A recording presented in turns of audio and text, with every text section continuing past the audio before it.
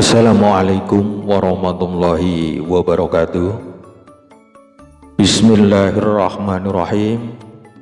Sahabat sekalian, hadanallahu wa iyyakum. Kali ini kita sudah memasuki episode ke-43 dari Tafsir Suluk Linglung. Kali ini kita akan membahas mulai dari bait ke-50 sampai dengan bait ke-52 dari Pupuh Kinanti yang terdapat di dalam kitab Suluk Linglung. Semoga dapat menambah wawasan dan ilmu untuk menemukan hakikat diri. Bait-bait ini menjelaskan tentang bahaya fakir terhadap keimanan. Kenapa fakir membahayakan keimanan?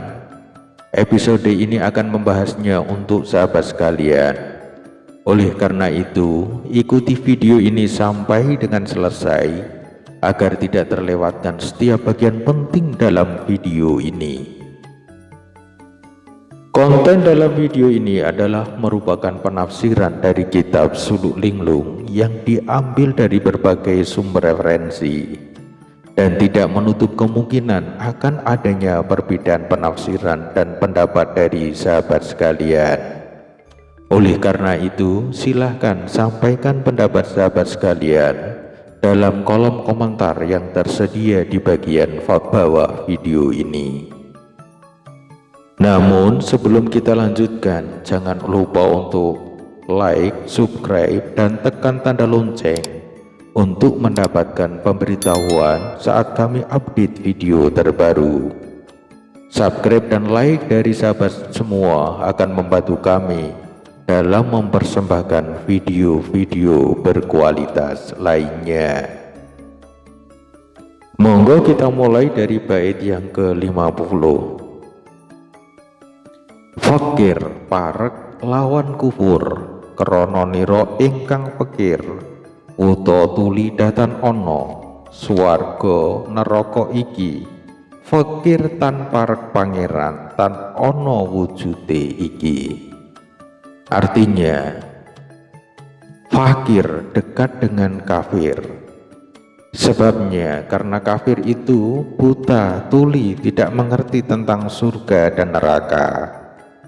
Fakir tidak akan mendapatkan pada Tuhan, tidak mungkin terwujud pendekatan itu. Fakir adalah istilah yang diberikan kepada seseorang yang memiliki kekurangan harta benda. Namun, fakir juga sering digunakan kepada orang yang memiliki kekurangan ilmu. Namun, baik kekurangan harta maupun kekurangan ilmu dapat menyebabkan seseorang terjerumus di dalam kekufuran. Orang yang fakir ilmu bisa diibaratkan seperti orang yang buta dan tuli. Dia tidak bisa melihat kebesaran Allah dari tanda-tanda yang ada di alam semesta ini.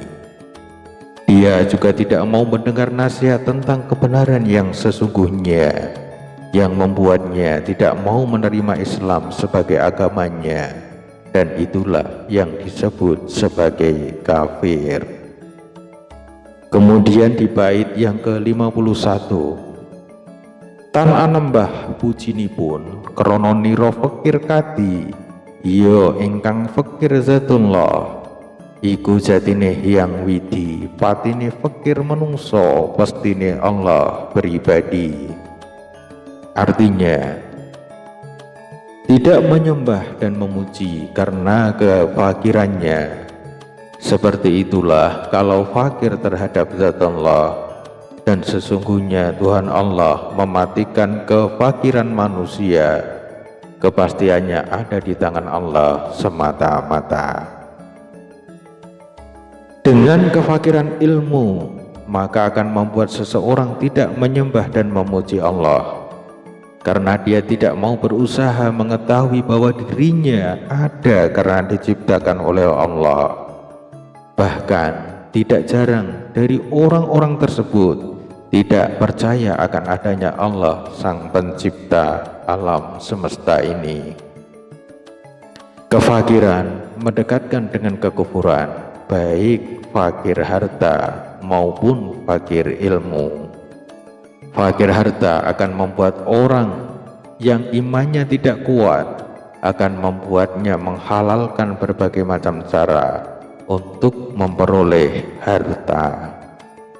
Disebutkan dalam sebuah hadis an Anas bin Malik radhiyallahu anhu qala Rasulullah sallallahu alaihi wasallam kadal faqru ayyakuna kufra.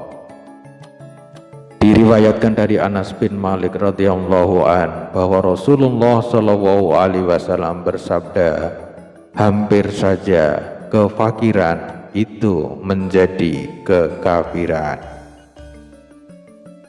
Imam Al-Ghazali mengatakan, karena kefakiran atau kemiskinan menyebabkan orang untuk hasud kepada orang kaya, sedangkan hasud akan memakan kebaikan.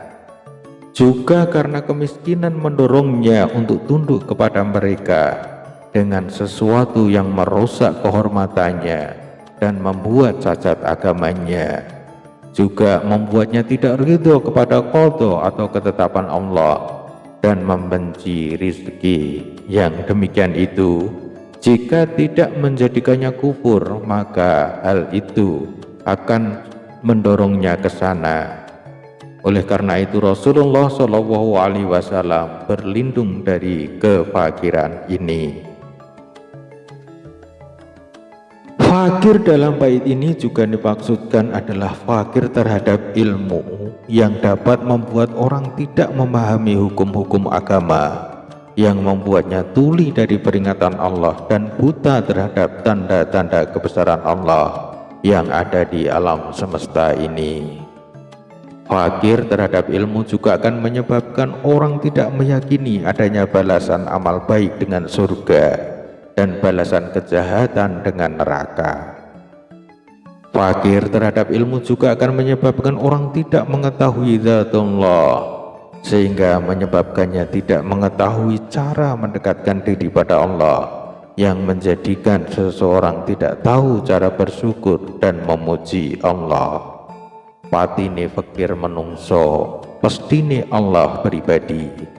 Namun demikian, Allah memiliki kehendak dengan sifat maha kuasanya, sehingga Allah bisa saja memberikan hidayahnya kepada seorang hamba yang fakir ilmu dan menjadikan orang tersebut untuk belajar agar hilanglah fakirnya ilmu dari dirinya. Kemudian di bait yang ke-52, iya yen zatullah iku iya onone kang fakir, roh idhofi aran iman, roh idhofi tunggal kang wahid. Iman tauhid araniro ya Allah ya Muhammadi. Artinya, adapun wujud zatullah itu tidak ada satu makhluk pun yang mengetahuinya kecuali Allah sendiri. Roh idhofi menimbulkan iman. Roh idhofi berasal dari Allah yang Esa. Itulah yang disebut iman tauhid, meyakini adanya Allah juga adanya Muhammad sebagai Rasulullah. Allah memiliki sifat wujud, namun tidak seorang pun mengetahui wujudnya itu seperti apa kecuali Allah sendiri. Yang pasti Allah tidak menyerupai sesuatu apapun di alam raya ini. Laisa kamitslihi syai'un. Allah tidak menyerupai sesuatu. Roh idhofi adalah roh yang sangat utama bagi manusia. Roh idhofi juga disebut juhar awal suci, karena roh inilah manusia dapat hidup. Di dalam roh inilah tempatnya iman tauhid yang menyaksikan bahwa tidak ada ilah selain Allah dan Nabi Muhammad adalah utusan Allah. Ini adalah merupakan kebenaran yang mutlak dan tidak bisa dibantah oleh siapapun. Seperti halnya 1 ditambah 1, maka hasilnya 2. Siapapun akan mengatakan itu. Kita akhiri. Wassalamualaikum warahmatullahi wabarakatuh.